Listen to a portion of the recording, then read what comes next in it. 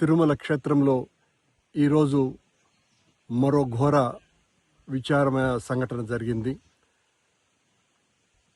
తిరుమల మీద ఏమాత్రము కూడా ఈ కూటమి ప్రభుత్వానికి బాధ్యత అన్నదే లేకుండా విఐపీల సేవలో తరించుకొని పోతూ అక్కడ భద్రతా వ్యవస్థ పూర్తిగా డొల్లగా మారిపోయి భక్తుల క్షేమాన్ని మరిచిపోయి చివరకు ఈ రోజున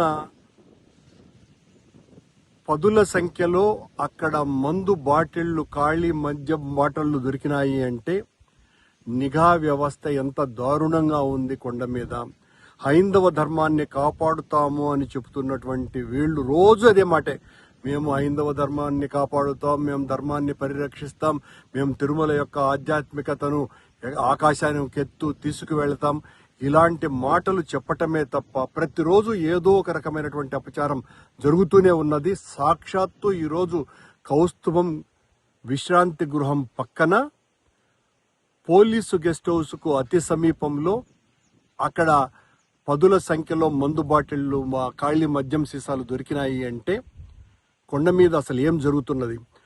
బిఆర్ నాయుడు అధ్యక్షుడు అయిన తర్వాత, ఈ కూటమి ప్రభుత్వం వచ్చిన తర్వాత ఈ రకమైనటువంటి ఘోరమైనటువంటి సంఘటనలు జరగటం వెనుక వీళ్ళు చేస్తున్నటువంటి పని ఏంటి?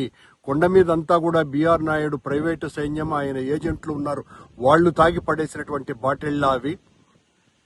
ఈ రకమైనటువంటి దారుణమైనటువంటి సంఘటనలు జరుగుతూ ఉన్నా ఏదో ఒక చిన్న పత్రికా ప్రకటన ఇచ్చేసి వదిలేసుకోవటం.